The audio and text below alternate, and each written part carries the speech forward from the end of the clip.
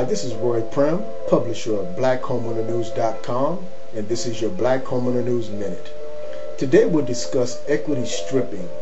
This is one of the biggest scams going around to African American homeowners now that's in foreclosure. How this scam works is a company or individual will go to the homeowner that's in foreclosure, offer to help them out of their dilemma. All you have to do is sign your deed over to them. What they'll do is, in turn, if it has any equity in the home, they'll strip the equity out, leaving the homeowner in the same predicament that he was in before.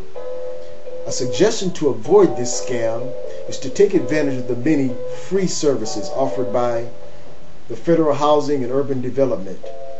Go to their website and seek free counseling from them. Another organization also that you can go to is ACORN. acorn.org, plus many other organizations that are springing up to help homeowners that are in foreclosure. Take advantage of these organizations and avoid the equity stripping scam. This is your Black Homeowner News Minute. I'm Roy Prim. Thanks for listening.